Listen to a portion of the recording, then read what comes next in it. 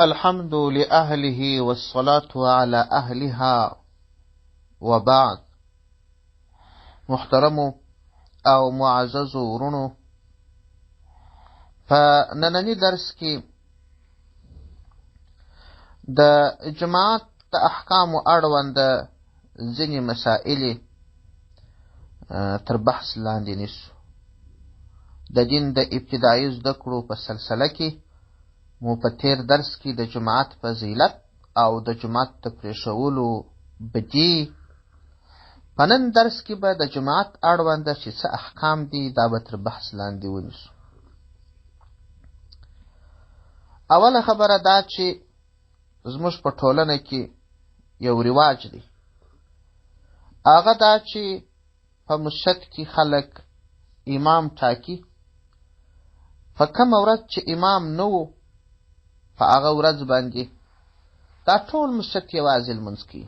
وایي نن مولوي صاحب نسته، وایي د لمانځه سړی نسته چې لمونځ راکړي. او په سفر که 3-4 کسه انډیوالان وي اخو بیخي جلا جلا لمونځ کوي. پر لارې روانې پوره موټر خلک راکښته سي هر یو جلا جلا لمونځ وکړي. حال دا چې دا کار صحیح کار نه دی، بلکې جماعت ځینې علما مؤکد سنت بولي، خو د صحیح قول مطابق واجب دی. هیڅ وخت یوازې لمونځ مه کوه. که چیرې ته وا چې زه ملا نه یم، ملایي خو شرط نه ده، په دې کې شک نسته چې په یو عالم تقوادار پسې لمونځ کول زیات ثواب لري. پیغمبر صلی الله علیه وسلم فرمایي: من صلى خلف عالم تقي فكأنما صلى خلف نبي. څوک که په یو متقي عالم پسې لمونځ وکړي دومره ثواب دی لکه په نبي پسې چې لمونځ وکړي. او بل روایت کې راځي وای ان سرکم ان تقبل صلاتكم فليؤمكم علماؤكم فإنهم وفتكم فيما بينكم وبين ربكم. وای که د چا خوښه وي، که ستاسې خوښه وي، که تاسې په دې خوشحاله کېږئ چې ستاسې لمونځ دې قبول سي، نو داسې وکړئ. په علماو پسې د جماعت لمونځ وکړئ، ځکه هغه ستاسې او ستاسې د رب ترمنځ یو وفد دی. په هر صورت خو که چیرې علما متقي کسان نه وي، یو بل کس ستا په شکل باندې وي یا در تا لا ټیټ وي، ته جماعت ورکه. که در تا ښي دی د جماعت درکړي، که ته وا چې زما خو هېڅ نه دي زده، دا یوه کلوله خو به دې زده وي، د هغه پکښې ووایه. دا چې یوازې وایه هغه په جماعت کې ووایه. اوله مهمه خبره دا ده چې جماعت به نه پرېږدي په هېڅ صورت. که څوک کور یوازې خپله مېرمن او بچیان دې پسې ودرېږي، خو یوازې دې لمونځ نه کړي. دا یو مهم سنت دی، دا باید را ژوندی کړو. هر څوک چې را ژوندی کړي الله جل شانه به ډېر لوی اجر ورکړي. پیغمبر صلی الله علیه وسلم ته 2 کسان راغلل چې یو مالک بن حارث نومېدی. دی وایي: أتيت النبي صلى الله عليه وسلم أنا وصاحب لي فلما أردنا الانتقال من عنده قال لنا إذا حضرت الصلاة فأذنا ثم أقيما وليؤمكما أكبركما. وإذا يوم ملګری ورته رالو په سفر تلو، نو کله چې خدای پاماني ځینې اخیستل، نبي علیه السلام راته وویل چې هر کله د لمانځه وخت راسي اذان وکړي، اقامت وکړي، په تاسو کې چې هر یو مشر دی هغه د جماعت درکړي. عام کسان دې هم دغسې لمونځ نه کوي. په هر صورت راځو دې خبرې ته چې سنت جماعت یو مهم عمل دی. نو اول وارې کوشش وکړئ چې د محل امام تاسې ټاکئ، نو 3 شان یې وګورئ. عالم به وي، که چیرې تاسې په عالم نه پوهېږئ د نورو علماو څخه پوښتنه وکړئ د هغه سره مشوره وکړي چې دغه عالم موږ د امام په حیث ټاکو آیا عالم دی که نه دی. دوهم، قرآن به صحیح زده حروف به صحیح ادا کوي، د یو عالم سره مشوره وغواړي چې تاسې یې پېژنئ. دریم، تقوا به لري. نو دا شیان مهم دي.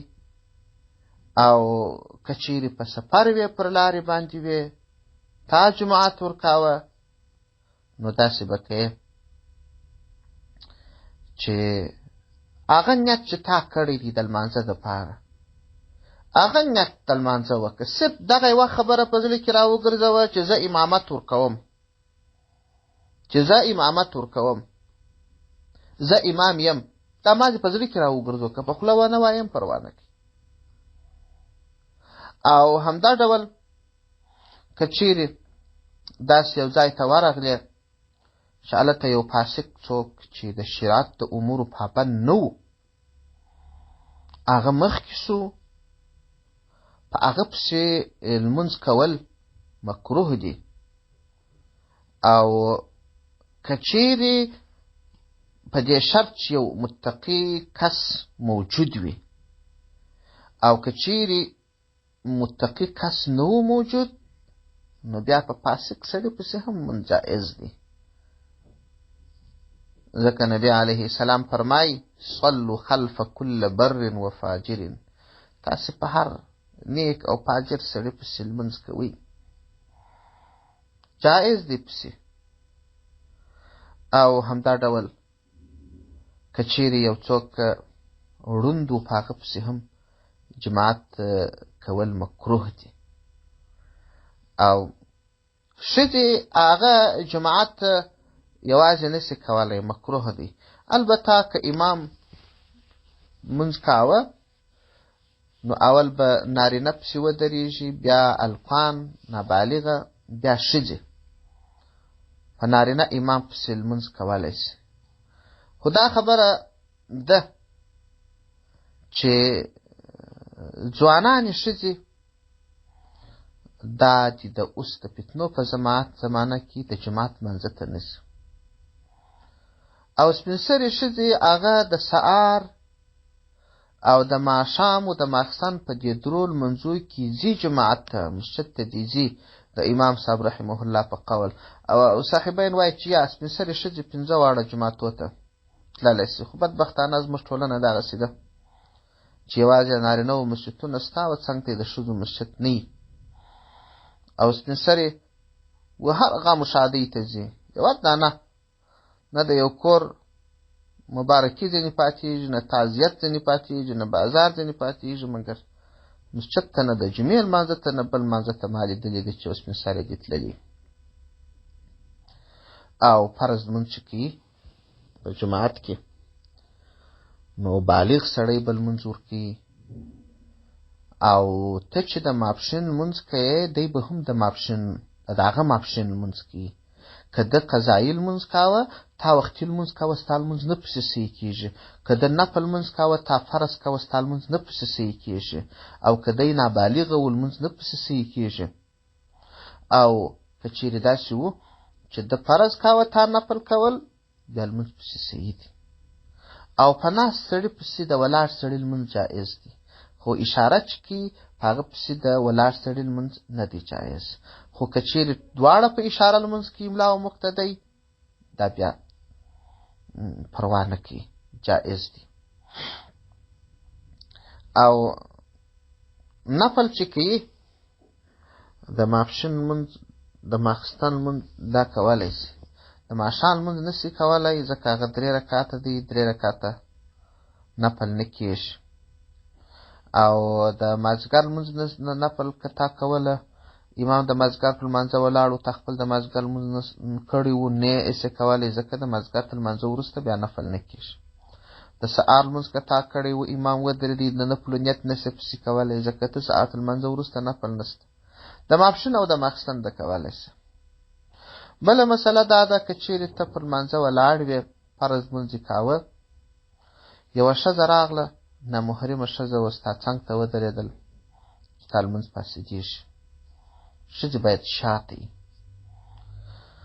او که دې جلا لمونځ کاوه، تا جلا لمونځ کاوه، څنګه سره چې برابره سوله هغه پروا نه کوي. خو په هر صورت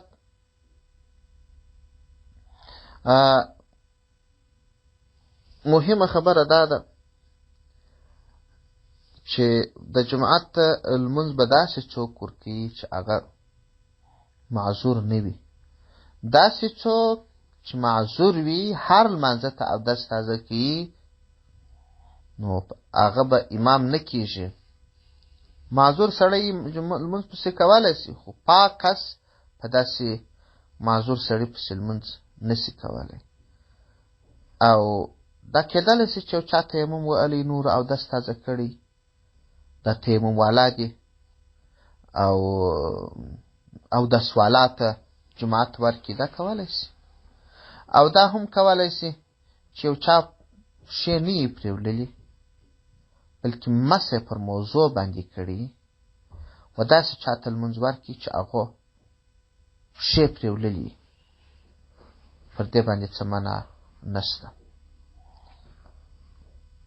او دې ته ورته څه نورې مسایلې دي انشاء الله العزیز هغه به په راتلونکو درسو کې تر بحث لاندې ونیسو. الله جل شانه دې موږ او تاسو ته توفیق او ژوند را نصیب کړي. والسلام علیکم ورحمة الله وبرکاته.